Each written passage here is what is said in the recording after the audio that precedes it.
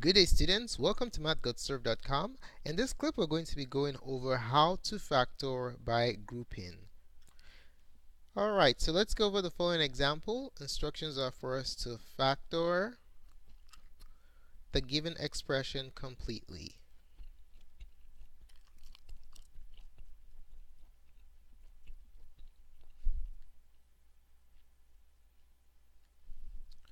Alright, so let's say we have the polynomial function 5p raised to the third power minus p to the second power plus 15p minus 3.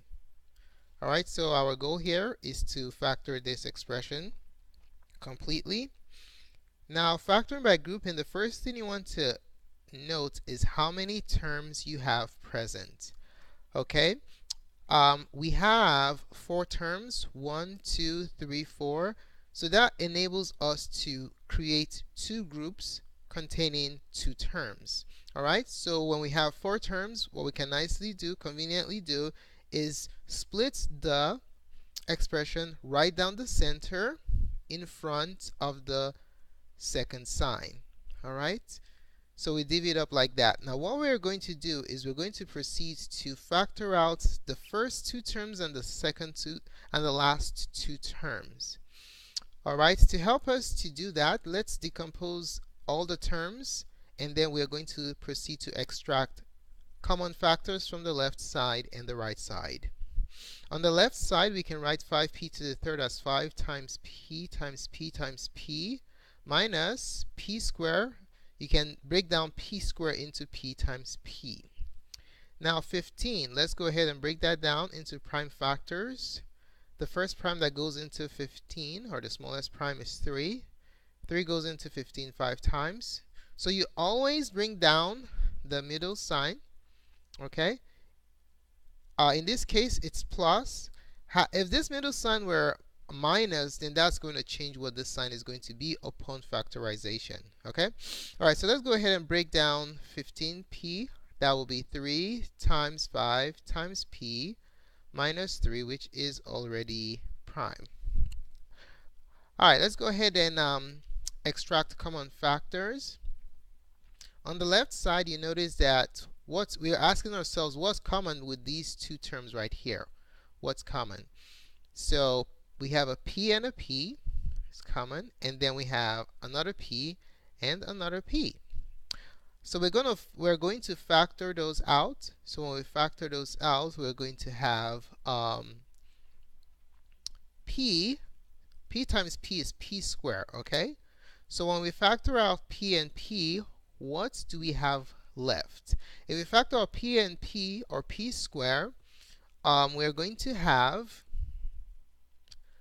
5, negative 1. Now these 2 p's have already been factored out. So if both of them are factored out, you are going to be left with 1. Alright, because when you factor, it is as though you are dividing. Alrighty, so we are going to be left with 5. Oh, we also have a p right here. Let's not forget that. We also have a p here. So we have 5p minus 1. Remember, we have a 1 because we factored out these 2 p's.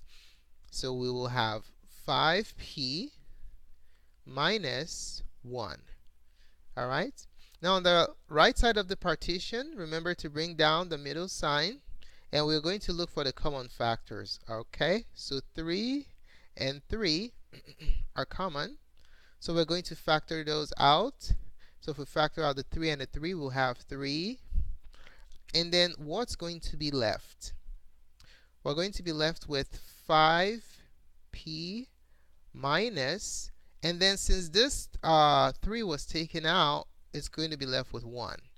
Alright, so put that together. You will have 5p minus 1 because the 3 was factored out. So here is where you pause for a second and check to see if everything is looking good. The way you can determine if everything is going well or not is by examining the quantities in the parentheses. The question is, are they the same?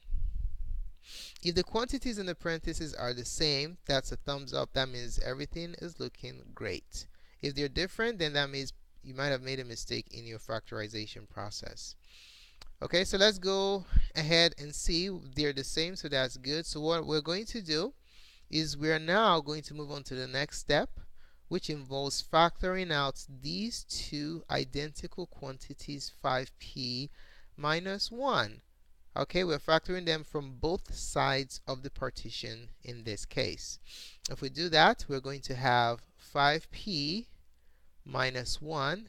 Now, when you factor out 5p minus 1, guess what? You're going to have left behind p squared and positive 3.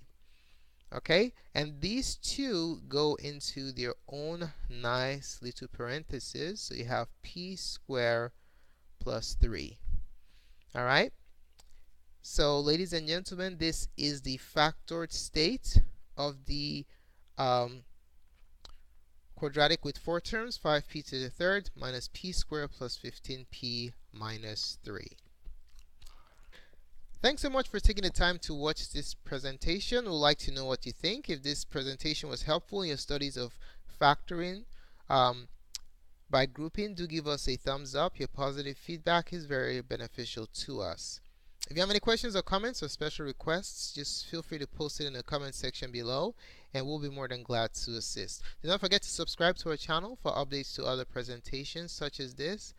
More support resources can be found at mathgotserved.com under Algebra. Thanks again for watching, and have a wonderful day. Goodbye.